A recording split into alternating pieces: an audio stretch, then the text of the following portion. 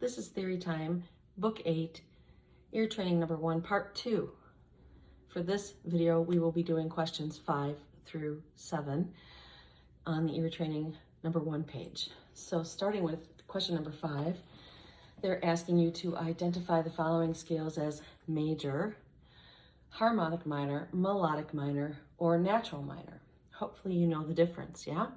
Major, enough said. But the 3 minor forms, you have natural or pure minor, which is the same key as its relative major with no altered notes, right? Harmonic minor has the raised 7. It's got that Egyptian, Aladdin kind of sound to it at the top. And then the melodic minor is fitting the purpose exactly as the title of the scale. It's giving us more notes for more melody, meaning as we go up the scale, the 6th and the 7th are raised, making that tail end of that scale actually sound major.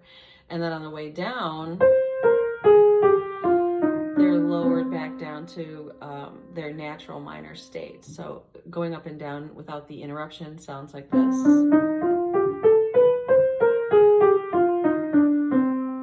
Okay, so there you have it. So here is the first scale I need you to listen to. This is A. Please write which one you think this is.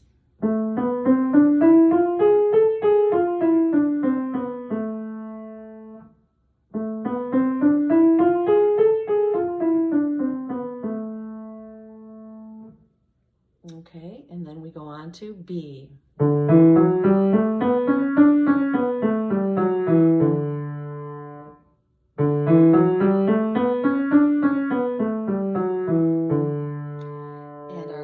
One is here, C. This is C.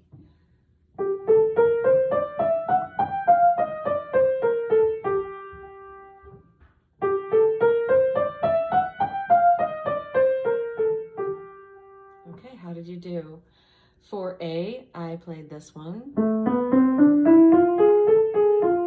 Hopefully you heard that raised 7th. That would be a harmonic minor. In B,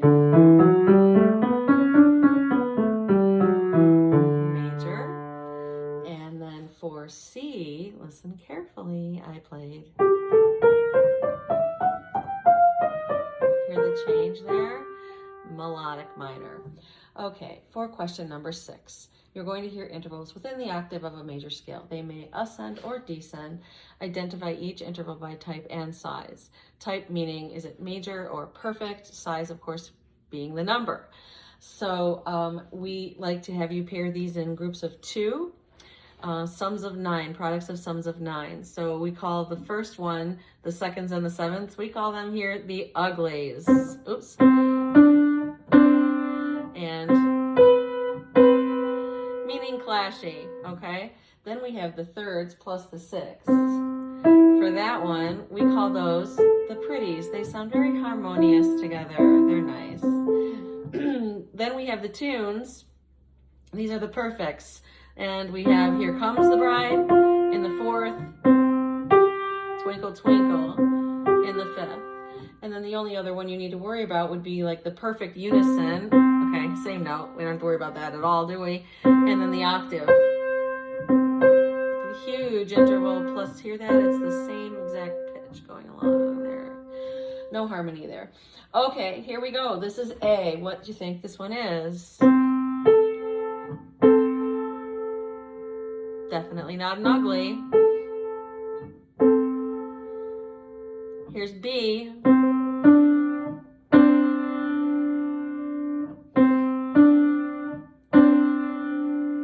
And C.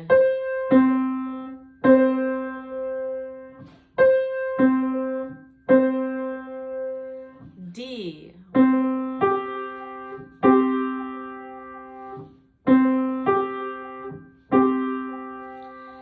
E.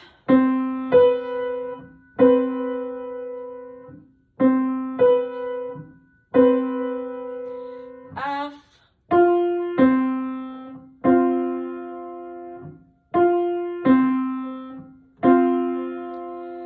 and G.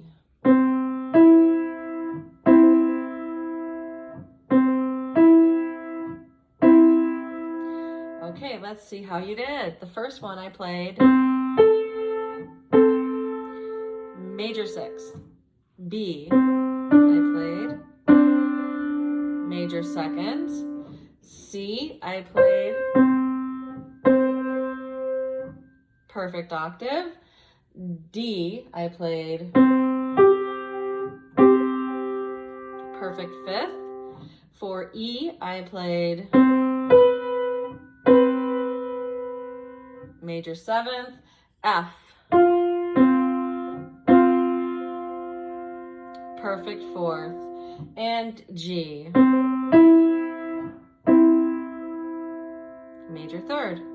Okay, good job. Last question on this page, question number 7, is another melodic dictation. So your job in this one is to give us the melody as you hear me play it. There should be 4 measures. There's no bar lines, so please go ahead and put the bar lines in right now. So you have 4 equal measures. And then as you hear me play, go ahead and write in like the note heads, just the circles like whole notes.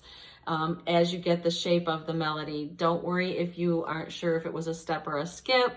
You're going to hear it again and you can kind of fine tune it, but your goal, at least on the first time of listening to it, is to kind of figure out the overall ups and downs shape of that melody, and that will help you detect what it is I'm doing as you keep listening. So starting on the first measure, the very first measure, this is in the key of G major, and follow along with me with your pencil.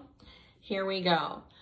1, 2, 3, 1, 2, 3, 1, 2, 3, 1, 2, 3. How'd you do? Did you stay with me? You didn't get stuck in measure 2, did you? I hope. Okay, here it is again. From measure 1 again. 1, 2, 3, 1, 2, 3, 1, 2, 3, 1, 2, 3. Don't forget that the last note is the tonic. It's always the tonic.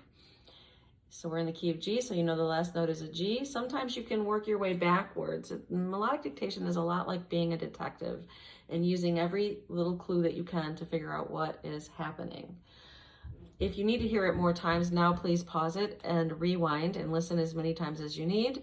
But at this point, I'm going to go on and give you the answers.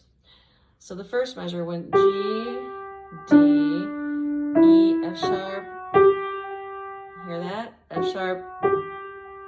Yes, it's just G, okay? The second measure starts on G. And so from that G, here's measure number 2. This is what it was.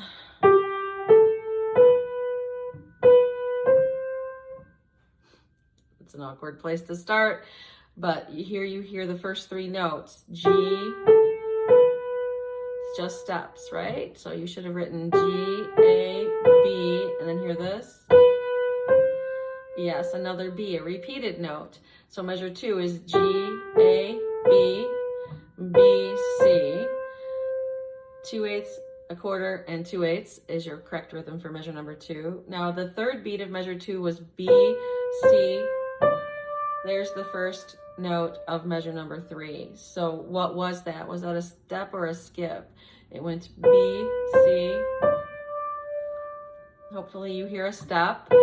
It is D, then this one, and then, so we know we're coming back to the D, right? On the third beat, you have beat 1, beat 2, beat 3.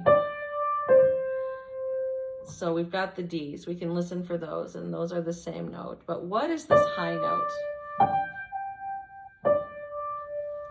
Can you hear that interval? There it is. It's a fourth, right? It's a perfect fourth. So for a perfect fourth up from D would be a G. Also, that is the tonic. Hopefully your ear is starting to kind of get that home sound in its system. So it went from D to G, right back to D. Yes, that was a step. D, C is third beat. Now moving on into the final measure, from the third beat of the third measure where you wrote D, C, again, just stepping, D, C, B. So the first note of measure 4 is B, and here is measure 4. All steps. B, A, G, F sharp, G. Don't worry about the sharp, it's in the key signature. Okay, that's it. Good job.